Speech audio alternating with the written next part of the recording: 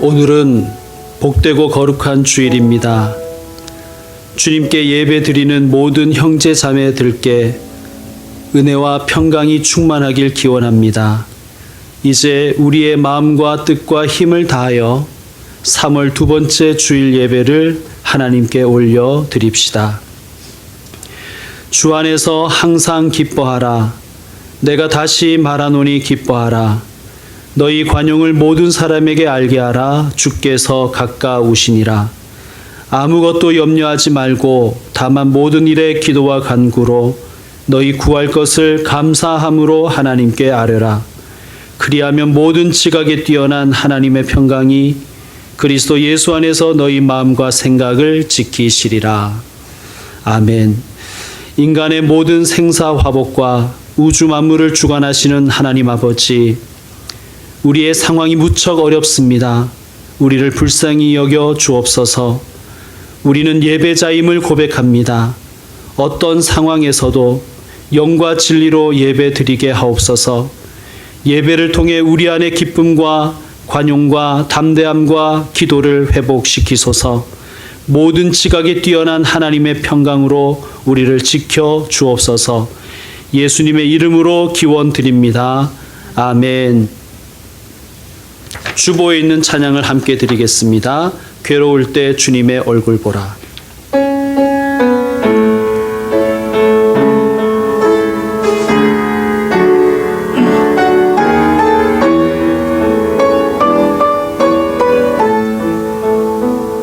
괴로울 때 주님의 얼굴 보라. 평화의 주님 바라보아라. 세상에서 시달린 친구들아, 위로의 주님 바라보아라. 눈을 들어 주를 보라. 내 모든 염려 주께 맡겨라. 슬플 때에 주님의 얼굴 보라. 사랑의 주님 안식 주리라.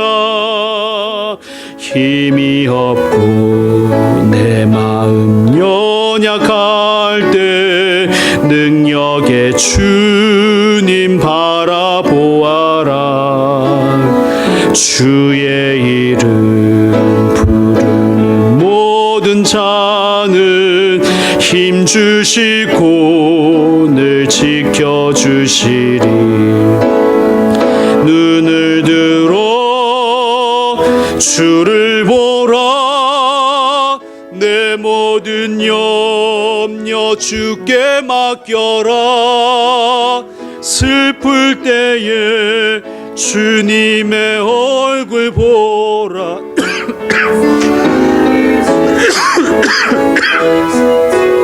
우리 다시 한번 찬양합시다. 괴로울 때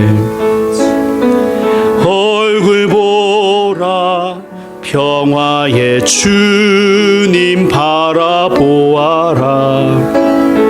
세상에서 시달린 친구들아, 위로의 주님 바라보아라.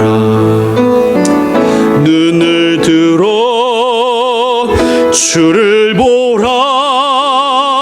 내 모든 염려 주께 맡겨라. 슬플 때에 주님의 얼굴 보라. 사랑의 주님 안식 주리라.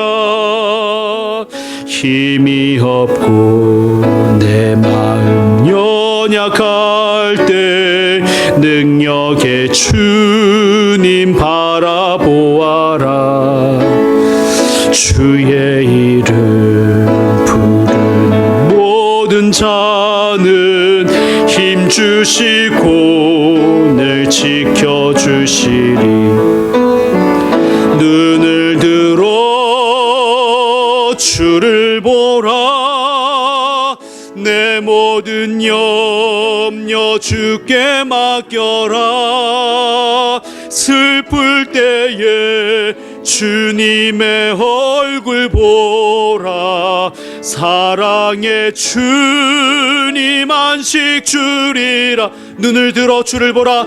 눈을 들어 주를 보라. 내 모든 염려 주께 맡겨라. 슬플 때에 주님의 얼굴 보라. 사랑의 주님 안식 주리라. 아멘. 사도신경으로 우리의 신앙을 고백합니다. 나는 전능하신 아버지 하나님 천지의 창조주를 믿습니다.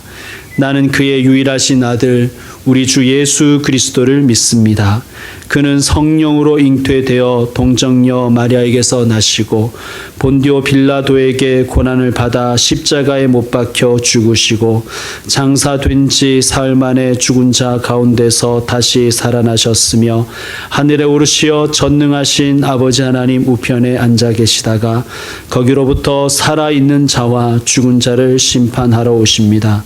나는 성령을 믿으며 거룩한 공교회와 성도의 교제와 죄를 용서받는 것과 몸의 부활과 영생을 믿습니다. 아멘.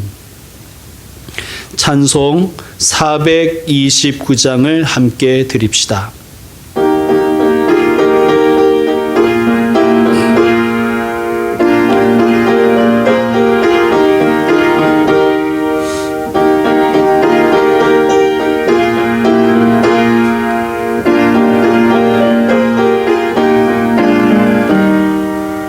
세상 모든 풍파 너를 흔들어 약한 마음 낙심하게 될 때에 내려주신 주의 복을 세어라.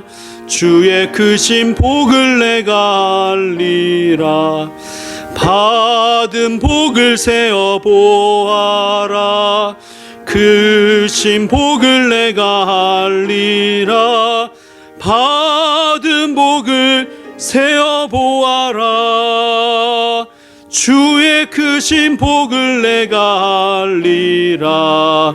세상 근심 걱정 너를 누르고 십자가를 등에 지고 나갈 때 주가 내게 주신 복을 세어라. 두려움 없이 항상 찬송하리라.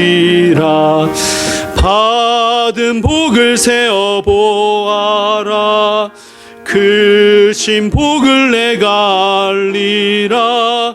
받은 복을 세어 보아라. 주의 크신 복을 내가 알리라. 세상 권세 너의 앞길 막을 때 주만 믿고 낙심하지 말아라. 천사들이 너를 보호하리니 염려 없이 앞만 보고 나가라. 받은 복을 세어 보아라. 크신 복을 내가 알리라. 받은 복을 세어 보아라. 주의 크신 복을 내가 알리라.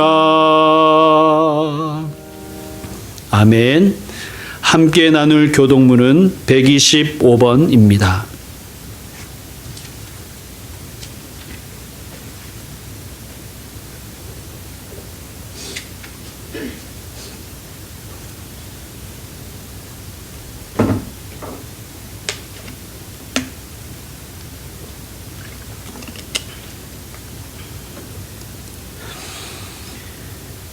하나님이여 사슴이 시냇물을 찾기에 갈급함 같이 내 영혼이 하나님 곧 살아계시는 하나님을 갈망하나니 내가 어느 때에 나아가서 하나님의 얼굴을 볼까. 사람들이 종일 내게 하는 말이 내 하나님이 어디 있느뇨 하오니 주야로 내 인식이 되었다. 내 영혼아, 내가 어찌하여 낙심하며 어찌하여 내 속에서 불안해하는가? 너는 하나님께 소망을 두라. 그가 나타나 도우심으로 말미암아 내가 여전히 찬송하리로다. 낮에는 여호와께서 그의 인자심을 베푸시고 밤에는 그의 찬송이 내게 있어 분명히 하나님께 기도하리로다. 내 반석이신 하나님께 말하기를 어찌하여 나를 잊으셨나이까? 내가 어찌하여 원수의 압제로 말미암아 슬프게 반응하니까 하리로다. 내 뼈를 찌르는 칼같이 내 대적이 나를 비방하여 늘 내게 말하기를 내 하나님이 어디 있느냐 하도다. 내 영혼아, 내가 어찌하여 낙심하며 어찌하여 내 속에서 불안해하는가? 너는 하나님께 소망을 두라. 나는 그가 나타나 도우심으로 말미암아 내 하나님을 여전히 찬송하리로다. 아멘. 이 시간 함께 합심 기도를 드리도록 하겠습니다. 우리나라를 위해서 또 우리가 살고 있는 이 지역을 위해서 그리고 특별히 대구 경북을 위하여 또 수고하는 모든 분들을 위하여 이 시간 합심하여 기도드리겠습니다. 하나님, 우리를 불쌍히 여겨 주옵소서. 우리를 긍휼히 여겨 주옵소서. 우리나라가 또 세계가 위기 가운데 처했습니다. 하나님, 우리를 구원하여 주옵소서. 우리를 치료하여 주시고 우리를 회복시켜 주옵소서. 우리가 살고 있는 이 김포 땅을 주님께서 돌보아 주시고 특별히 고통 가운데 있는 대구 경북에 하나님의 은혜와 평강을 내려 주옵소서. 수고하는 손길들이 있습니다. 하나님, 저들에게 하나님께서 건강을 허락해 주시고 하나님이 질병과의 사투에서 우리가 지지 않고 승리할 수 있도록 주님 인도하여 주옵소서.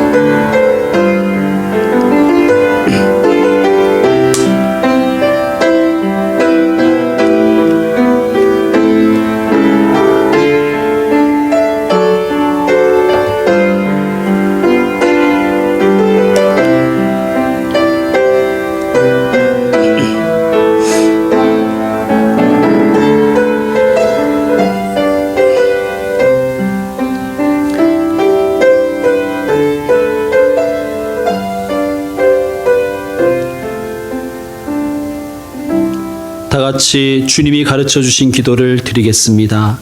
하늘에 계신 우리 아버지, 아버지의 이름을 거룩하게 하시며 아버지의 나라가 오게 하시며 아버지의 뜻이 하늘에서와 같이 땅에서도 이루어지게 하소서. 오늘 우리에게 일용할 양식을 주시고 우리가 우리에게 잘못한 사람을 용서하여 준 것 같이 우리 죄를 용서하여 주시고 우리를 시험에 빠지지 않게 하시고 악에서 구하소서. 나라와 권능과 영광이 영원히 아버지의 것입니다. 아멘.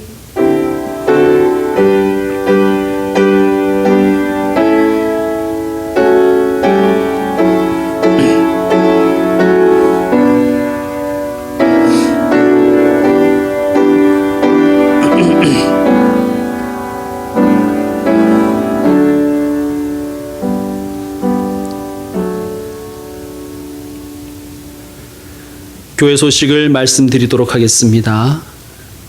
이곳 본당에서 반가운 얼굴로 만날 날을 사모합니다. 성도 여러분, 교회를 기억하여 주시고 사랑으로 기도해 주시길 바랍니다. 주일 1, 2부 예배와 초등부 예배는 온라인으로 드립니다. 코비드-19 코로나19 사태에 따른 교우들의 건강과 사회 공동체의 일원으로서의 책임을 다하기 위한 조치이니 많은 양해를 부탁드립니다. 새벽 기도회를 온라인으로 드리고 있습니다. 코로나19 사태가 조속히 종식될 수 있도록 국가와 지역사회와 중대본과 질본과 현장에서 사투를 벌이는 의료진들을 위해서 그리고 우리 교회와 교우들을 위해서 함께 기도합시다. 아래에 있는 QR코드를 이용하여 주보에 있는 QR코드를 이용하여 밴드에 가입해 주시면 되겠습니다. 기도봉헌위원과 안내위원은 예배당 모임이 정상화될 때 공지하도록 하겠습니다. 월요일부터 오늘 주일까지 여러분께서 드린 헌금은 다음 주일 주보 명단에 올라갑니다. 이것을 꼭 기억해 주시길 바랍니다. 이상으로 교회 소식을 마치도록 하겠습니다. 봉헌 시간입니다. 우리 다 같이 찬송 634장 드리겠습니다.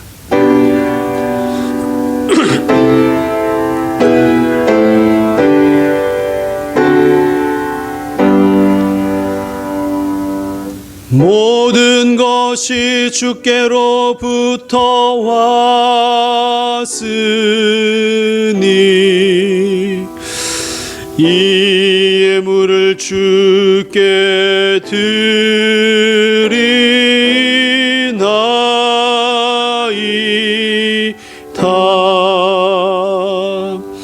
아멘.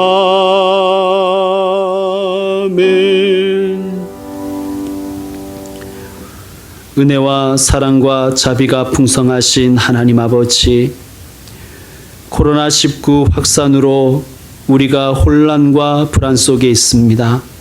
우리를 불쌍히 여겨 주옵소서. 이 어려움 속에서 우리의 마음의 평안을 잃지 않게 하시고 각자의 삶의 자리를 지킬 수 있도록 주님 우리를 인도하여 주옵소서. 코로나19에 감염된 이들에게 치유의 은혜를 내려주시고 우리 모두가 회개와 회복의 은혜를 힘입을 수 있도록 주님 우리를 인도하여 주옵소서. 헌신을 다하여 돌보고 있는 의료진들, 그리고 이 사태를 해결하기 위해서 애쓰는 지도자들에게 지혜와 용기를 더해 주시고 위험을 감수하며 헌신하는 모든 봉사자들에게 주님 위로와 은혜를 허락하여 주옵소서. 하나님, 이번 어려운 시기를 우리가 함께 힘을 합하여 이겨낼 수 있도록 하여 주시고 이번 기회에 우리가 이웃의 중요성, 사랑의 중요성을 깊이 깨닫게 하여 주옵소서. 하나님, 우리 사회가 양보하고 배려하고 돌봄으로 희망을 나누는 공동체가 되기를 소망합니다. 하나님, 자영업자, 개인 사업자, 또 프리랜서, 실적으로 소득을 얻는 특수고용직에 종사하는 이들이 심각한 경제적, 생계적 위기에 처해 있습니다. 주님, 도와주십시오. 우리의 경제활동이 속히 회복될 수 있도록 주님 은혜 베풀어 주시옵소서. 우리 모두가 이번 위기에 이 위기를 극복할 수 있도록 이기심과 탐욕을 버리고 이타심과 연대의식으로 승리할 수 있도록 주님 도와주옵소서. 주님, 우리 손에 일을 주시고 소득을 주시니 감사합니다. 그 소득의 11조를 드리는 이들을 주님께서 복 주시옵시고 말씀에 약속하신 은혜가 그 복이 그 가정과 인생에 임하여 주옵소서. 감사의 제목이 있어 감사의 예물을 드리오니 범사에 감사하는 인생이 되게 하시고 그리 아니하실지라도 감사하는 성숙한 주의 종들이 되게 하옵소서. 오늘 예배를 기뻐하며 또한 다가오는 한 주간을 말씀대로 살 것을 다짐하며 주일 헌금을 드리오니 받아 주시옵소서. 또한 교육 헌금을 드리고 선교 헌금을 드리며 여러 목적의 헌금을 드리는 손길들을 기억하시고 주님의 나라와 교회가 날로 부흥할 수 있도록 주님 우리를 인도하여 우리를 사용하여 주옵소서.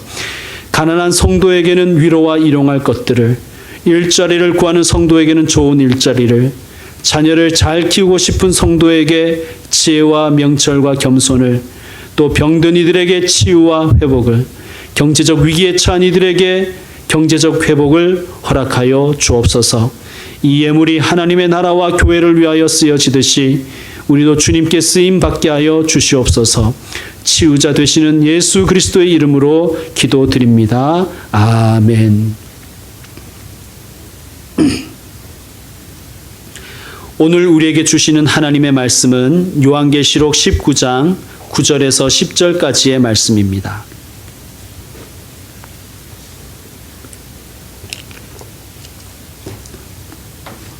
합독하겠습니다. 천사가 내게 말하기를 기록하라. 어린 양의 혼인잔치에 청함을 받은 자들은 복이 있도다 하고, 또 내게 말하되 이것은 하나님의 참되신 말씀이라 하기로 내가 그 발 앞에 엎드려 경배하려 하니 그가 나에게 말하기를 나는 너와 및 예수의 증언을 받은 내 형제들과 같이 된 종이니 삼가 그리하지 말고 오직 하나님께 경배하라. 예수의 증언은 예언의 영이라 하더라. 아멘. 어떤 사람이 초상화 작품을 보면서 에이, 발로 그렸냐? 하나도 안 닮았네. 그렇게 이야기하며 작가를 욕하는 사람이 있다면 누가 문제가 있는 것입니까? 작가입니까? 욕하는 사람입니까? 욕하는 사람은 그림이라는 것을 오해한 것이죠. 요한계시록은 이상한 그림 언어로 가득 차 있습니다. 요한계시록은 사진이나 동영상이 아닙니다. 사실 사진도 사실 그대로를 담아내지는 않습니다. 어떤 렌즈를 쓰느냐에 따라, 또 조명을 어떻게 바꾸냐에 따라, 또 구도를 어떻게 잡느냐에 따라서 완전히 달라집니다. 저도 한때 DSLR 카메라에 빠진 적이 있었습니다. DSLR 카메라를 산 이유는 오직 아웃 오브 포커스 때문입니다. 내가 찍으려는 초점은 강조하고 나머지는 다 흐릿하게 해버리는 기법이지요. 내가 강조하려는 것을 강조합니다. 요한계시록 19장에는 예수님의 다시 오심, 예수 재림에 대해서 몇 가지 그림 언어로 묘사하고 있습니다. 어린 양의 혼인잔치가 그 중에 하나입니다. 분명히 그림 언어라고 말씀드렸습니다. 사도 요한은 분명히 동영상을 보았겠지요. 그것을 글로 묘사하고 설명했습니다. 사진이 아닙니다. 그림입니다. 어린 양의 혼인잔치는 예수님이 다시 오셔서 교회와 영원한 연합을 이루신다는 것에 초점을 맞춘 그림 언어입니다. 이제는 헤어지지 않는다. 이제는 이별하지 않는다는 그 기쁨과 감격과 기대가 초점입니다. 자, 복습해 보겠습니다. 어린 양의 혼인잔치에서 우리 교회와 성도의 위치는 무엇입니까? 신부이지요. 그러면 지금 예수님 재림 전에 이 시기를 살아가는 우리는 예수님과 어떤 관계에 있습니까? 정혼 관계에 있다고 말씀드렸습니다. 정혼한 신랑과 신부는 합법적이고 실질적인 부부입니다.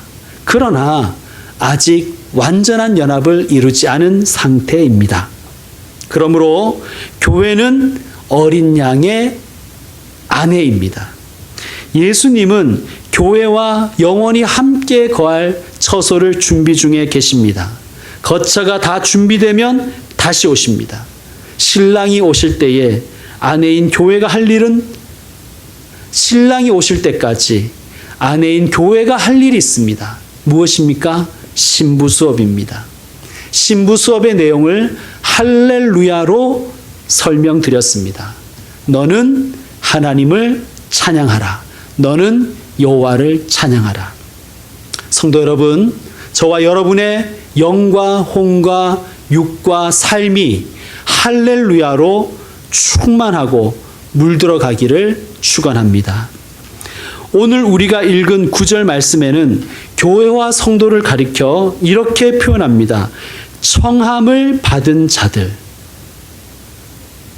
어린 양의 혼인잔치에 청함을 받은 자들이라고 표현합니다. 이상하지요. 조금 전까지만 해도 어린 양의 신부, 어린 양의 아내라고 했는데 지금은 청함을 받은 자라, 즉 손님이라고 이야기합니다. 여러분, 결혼식에서 신부와 하객의 차이는 엄청난 것입니다. 신부는 혼인잔치의 주인공입니다. 하객은 조연입니다. 성경을 문자적으로 읽는 이들은 그래서 어린 양의 아내와 청함을 받는 자들을 분리해서 읽습니다. 그리고 그것을 성경적인 해석이라고 주장합니다. 여러분, 여기에서 우리는 성경적이라는 말에 대해서 우리는 생각해 볼 필요가 있습니다. 성경에 나와 있는 대로 믿는 것을 성경적이라고 생각하지 마십시오. 그것을 우리는 문자적 해석이라고 이야기합니다. 성경적이라는 것은 성경 전체의 메시지와 성경 전체의 맥락에 부합한다는 뜻입니다. 즉, 성경을 읽으면서 성경에 나와 있는 내용이 하나님의 성품과 예수님의 삶과 인격과 교훈과 차이가 나지 않게 읽어야 됩니다. 문자적으로만 읽으면 성경을 오독할 수가 있는 것입니다. 어린 양의 아내가 따로 있고 청함을 받은 자들이 따로 있다고 해석하는 것은 성경적인 해석이 아닙니다. 여러분, 이렇게 한번 질문을 드려볼게요. 천국에, 우리가 사모하는 천국에 주연과 조연이 있을까요?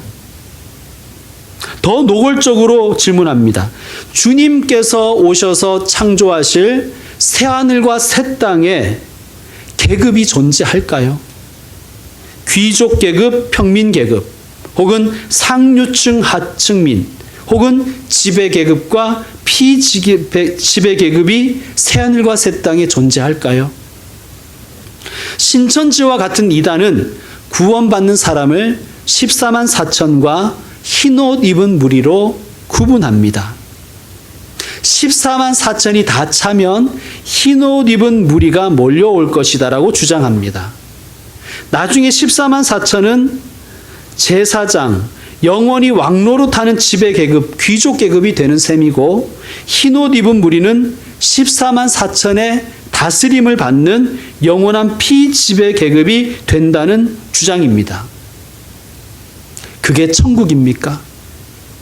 무슨 천국이 그렇습니까? 그게 새하늘과 새 땅이라고 할 수 있습니까? 그런 곳이 천국이라면, 그런 곳이 새하늘과 새 땅이라면 죄송한 말씀이지만 저는 가지 않겠습니다. 우리가 소망하는 하나님의 나라는, 우리가 기대하는 새하늘과 새 땅은 사랑의 나라입니다. 모두가 행복한 나라입니다.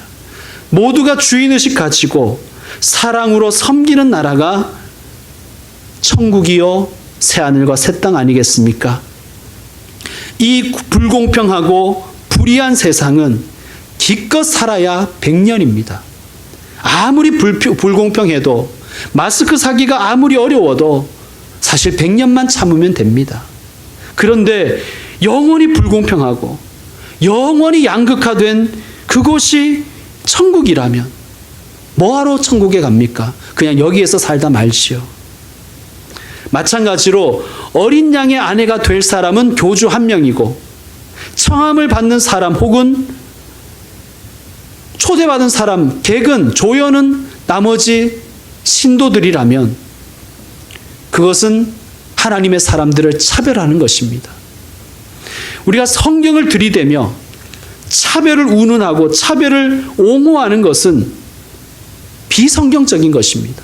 그러므로 성도 여러분, 성경을 근거로 대면서 차별을 주장하는 자들에게 현혹되지 마십시오.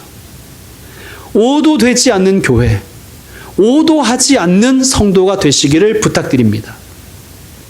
자, 10절에도 분명히 말씀하고 있습니다. 천사가 이렇게 말합니다. 나는, 즉 천사 자신이죠. 나는 너가 누굽니까? 사도 요한이지요. 너 요한과 예수의 증언을 받은 내 형제들과 같이 된 종이다 라고 말합니다. 천사나 지도자 위치에 있는 사람이나 일반 그리스도인이나 다 동일한 하나님의 종이라는 뜻입니다. 그러므로 교회를 계급화하는 것, 천국을 계급화하는 것은 비성경적이며 하나님의 성품과 예수님의 인격과 삶을 비추어 볼 때 어긋나는 것입니다. 어린 양의 신부 혹은 청함을 받는 자들은 모두 교회가 누구인가, 교회의 정체성이 무엇인가를 설명하려는 그림 언어입니다. 교회는 어린 양의 신부로 설명하기도 하고 청함을 받은 자들로 묘사할 수도 있다는 말씀입니다. 양수경 씨라는 가수가 있습니다. 이분이 사랑은 창밖의 빗물 같아요라는 이상한 가사의 노래를 불렀습니다. 사랑은 그런 것이라고 그림 언어로 묘사한 것입니다. 작사가의 눈에 그렇게 보였다는 거예요. 그리고 그런 측면이 있기에 많은 이들이 공감하는 것입니다. 그러나 사랑은 전부 창밖의 빗물 같다라고 얘기하면 안 되잖아요. 청함을 받은 자들을 헬라어 원문을 찾아서 직역하면 부르심을 받은 자들이라고 해석할 수 있습니다. 여러분, 부르심을 받은 자들 어디서 들어보지 않으셨습니까? 맞습니다. 교회입니다. 교회를 에클레시아라고 합니다. 에크는 밖으로라는 뜻이 있습니다. 칼레오는 부르다라는 뜻이에요. 교회는 세상 밖으로 부르심을 받은 자들입니다. 그래서 부르심을 받은 자들, 즉 교회는 복되다라는 뜻입니다. 왜 그렇습니까? 세상 즉 죄와 사망과 심판으로부터 부르심을 받았습니다. 이것이 구원입니다. 구원받음이 우리 행복의 이유입니다. 사랑하는 성도 여러분, 여러분은 그러므로 복된 존재입니다. 왜 그렇습니까? 세상으로부터 부르심을 받은 자들이기 때문입니다. 부르심을 영어로 읽으면 calling입니다. calling. 무슨 뜻입니까? 사명, 소명이라는 뜻이 있습니다. 그러므로 부르심은 언제나 사명을 수반합니다. 여러분, 하나님의 부르심에는 목적이 있습니다. 예를 들어 아무개야라고 하나님이 부르셨습니다. 주님, 제가 여기 있습니다. 말씀하옵소서. 근데 하나님이 아니다. 그냥 심심해서 그냥 한번 불러봤는 거야. 그렇게 하실 리가 없습니다. 주님은 우리에게 사명을 주십니다. 아무개야, 김포평강교회야, 내가 내게 지시할 땅으로 가거라. 이것을 실천하라. 이것이 나의 뜻이다. 우리에게 사명과 소명을 주십니다. 혼인잔치에 청함을 받은 자들은 복이 있도다. 왜 그렇습니까? 우리를 구원하여 주셨고 우리에게 사명 주셔서 우리를 보내시기 때문입니다. 마태복음 25장에는 열처녀 비유가 나옵니다.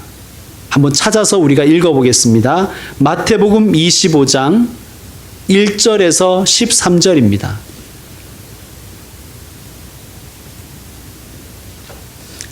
마태복음 25장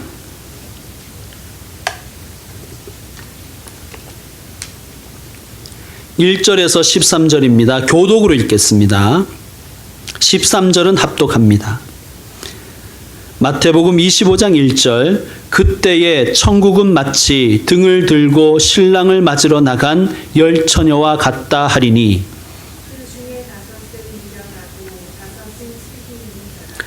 미련한 자들은 등을 가지되 기름을 가지지 아니하고 슬기 있는 자들은 그릇에 기름을 담아 등과 함께 가져가되 신랑이 더디 오므로 다 졸며 잘세.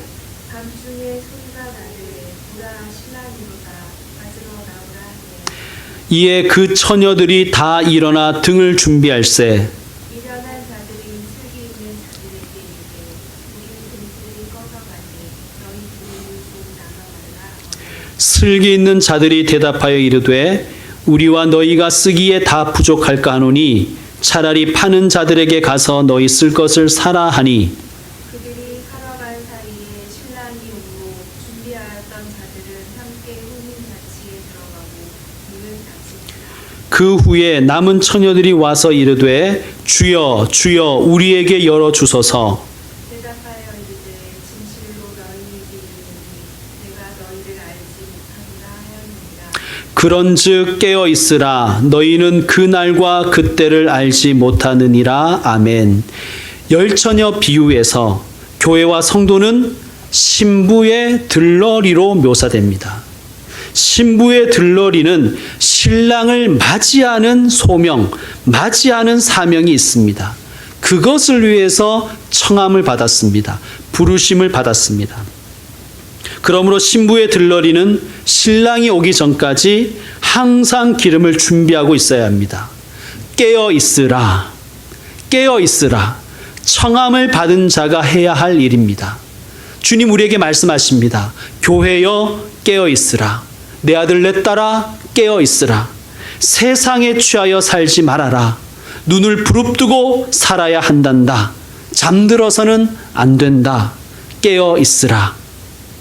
성도 여러분, 깨성도, 깨시민이 되셔야 됩니다. 오도 되지 마시고 오도하지도 마십시오. 그런즉 깨어 있으라. 너희는 그날과 그때를 알지 못하느니라. 사랑하는 교우 여러분, 우리 김포평강교회를 깨어있는 교회로 세워갑시다. 깨어있는 주님의 종으로 살아갑시다.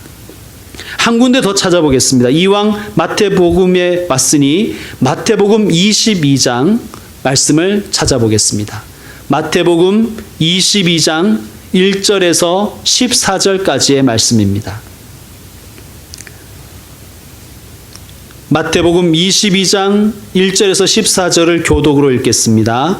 예수께서 다시 비유로 대답하여 이르시되 천국은 마치 자기 아들을 위하여 혼인잔치를 베푼 어떤 임금과 그 종들을 보내어 그 청한 사람들을 혼인잔치에 오라 하였더니 오기를 싫어하거늘 다시 다른 종들을 보내어 이르되 청한 사람들이 이르기를 내가 오찬을 준비하되 나의 소와 살찐 짐승을 잡고 모든 것을 갖추었으니 혼인잔치에 오소서 하라 하였더니 그들이 돌아보지도 않고 한 사람은 자기 밭으로 한 사람은 자기 사업하러 가고 그 남은 자들은 종들을 잡아 모욕하고 죽이니 임금이 노하여 군대를 보내어 그 살인한 자들을 진멸하고 그 동네를 불사르고 이에 종들에게 이르되 혼인잔치는 준비되었으나 청한 사람들을 합당하지 아니하니 내 거리 길에 가서 사람을 만나는 대로 혼인잔치에 청하여 오라 한대 종들이 길에 나가 악한 자나 선한 자나 만나는 대로 모든 데로 오니 혼인잔치를 손님들이 가득한지라 임금이 손님들을 보러 들어올새 거기서 예복을 입지 않는 한 사람을 보고 이르되 친구여 어찌하여 예복을 입지 않고 여기 들어왔느냐 하니 그가 아무 말도 못하거늘 임금이 사환들에게 말하되 그 손발을 묶어 바깥 어두운 데에 내던지라 거기서 슬피 울며 이를 갈게 되리라 하니라. 청함을 받은 자는 많되 택함을 입은 자는 적으니라. 아멘. 무섭죠. 청함에 응하지 않은 자들도 있습니다. 7절을 보니 그런 자들을 진멸하고 동네를 불살라 버립니다. 심판의 그림 언어입니다. 또 청함에는 응했으나 예복을 입지 않은 자들도 있었습니다. 임금이 명령합니다. 예복을 입지 않은 자들은 손발을 묶어 바깥 어두운 데에 내던지라. 거기서 슬피 울며 이를 갈게 되리라고 명령합니다. 바깥 어두운 데 내던져지는 것, 그리고 거기서 슬피 울며 이를 가는 것은 심판의 그림 언어입니다. 주님의 부르심에 응답하지 않는 것도 죄입니다. 그러나 또한 주님의 보내심에 순종하지 않는 것, 주님의 사명에 순종하지 않는 것도 죄입니다. 주님의 부르심에 응답하지 않는 이들도 많고 주님의 사명에 순종하지 않는 자들도 많다는 말씀입니다. 청함을 받은 자가 해야 할 일이 있습니다. 사명이 있는데 그것은 예복을 입는 것입니다. 여러분, 예복을 입는다는 것이 무슨 뜻인지 오늘 말씀 요한계시록 19장에서 설명하고 있습니다.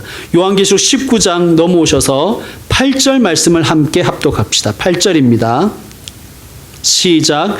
그에게 빛나고 깨끗한 세마포 옷을 입도록 허락하셨으니 이 세마포 옷은 성도들의 옳은 행실이로다. 아멘. 성도들의 옳은 행실이로다.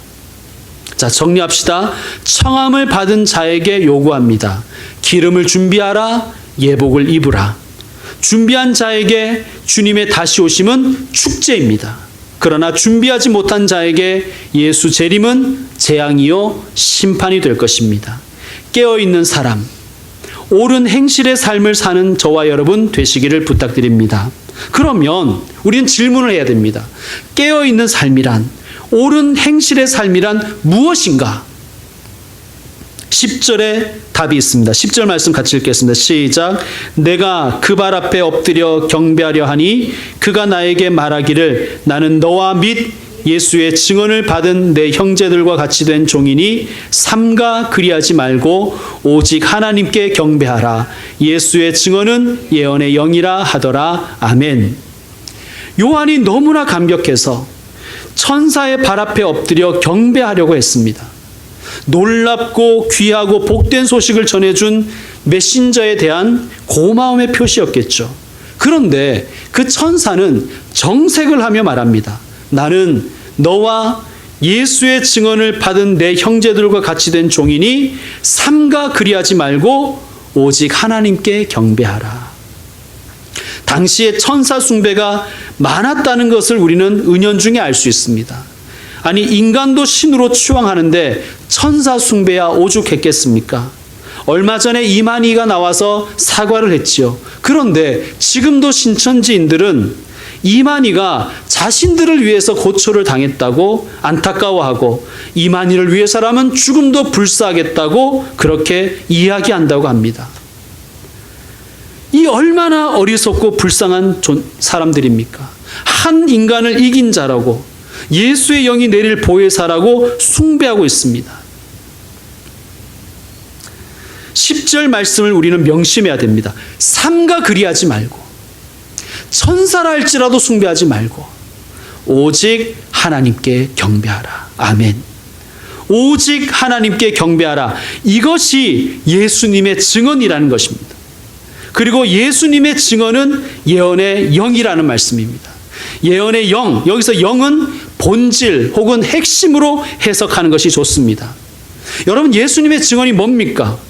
예수님의 증언이란 예수님께서 하신 말씀이란 뜻입니다. 예수님께서 하신 말씀이 바로 성경 말씀이지요. 그러면 성경의 핵심이 뭐예요? 성경의 핵심. 누구를 예배할 것인가입니다. 누구를 경배할 것인가? 성경의 핵심은 이것입니다. 예수님의 증언의 그 예언의 핵심은 이것입니다. 오직 하나님께 경배하라. 이것이 예수님 증언의 핵심이며 예수님 증언이 예언의 핵심이며 본질이라는 말씀입니다. 요한계시록뿐만이 아닙니다. 모든 성경의 핵심이며 본질이 바로 오직 하나님께 경배하라입니다. 그러므로 하나님의 이름을 빙자하여 예수님 팔아먹고 자기가 보혜사라고 주장하며 자기가 영광 다 받고 숭배받는 것, 그들에게 이 말 하나님의 말씀이 있습니다. 바깥 어두운 데에 내던져지고 거기서 슬피 울며 이를 갈게 될 것이다. 다시 한번 강조합니다.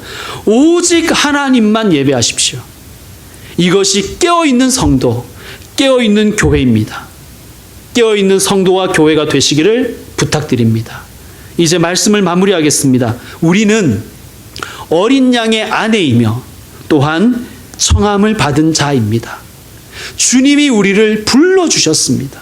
할렐루야. 부르심에는 목적, 사명이 있다고 말씀드렸습니다. 그것을 한마디로 요약하면 예배입니다. 예배. 그러므로 우리는 이 찬양을 기억합니다.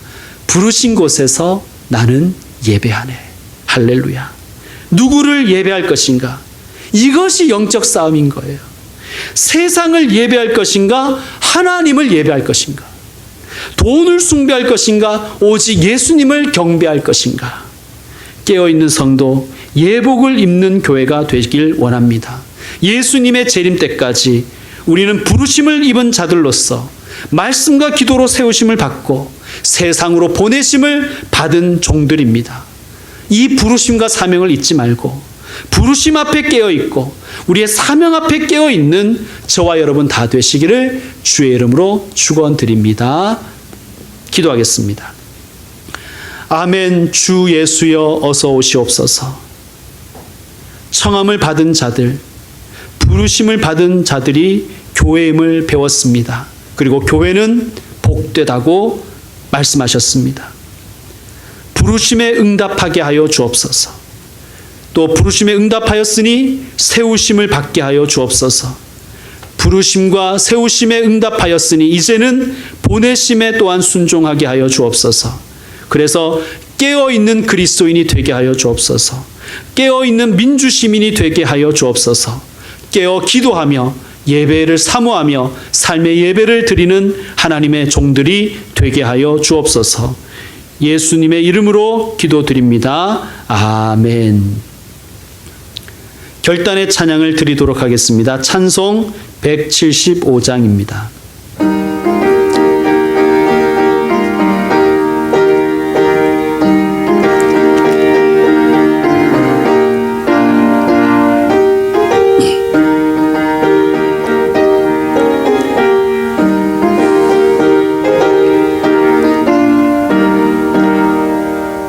신랑 되신 예수께서 다시 오실 때 밝은 등불 들고 나갈 준비 됐느냐. 그날 밤에 주님 맞을 등불이 준비됐느냐.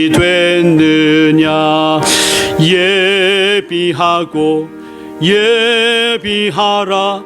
우리 신랑 예수 오실 때 밝은 등불 손에 들고 기쁨으로 주를 맞겠네. 주를 나와 맞으라는 소리 들릴 때 기뻐하며 주를 맞이할 수 있느냐. 그날 밤에 주님 맞을 등불이 준비됐느냐. 예비하라. 우리 신랑 예수 오실 때 밝은 등불 손에 들고 기쁨으로 주를 맞겠네. 항상 깨어 기도하며 거룩한 기름 준비하지 않고 주를 맞지 못하리. 그날 밤에 주님 맞을 등불이 준비됐느냐.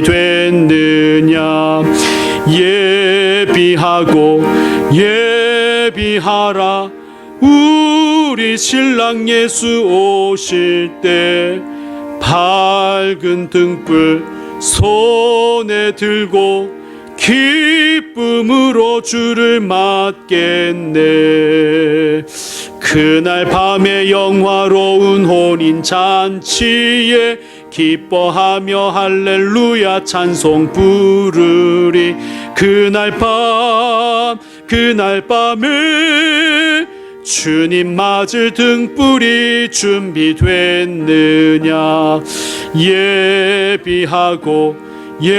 예비하라.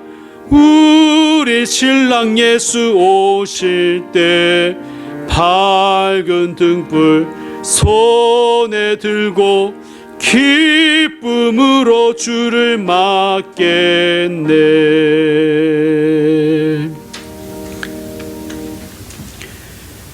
평화의 하나님께서 친히 여러분을 완전히 거룩하게 해주시고 우리 주 예수 그리스도께서 오실 때에 여러분의 영과 혼과 몸을 흠이 없이 완전하게 지켜주시기를 빕니다.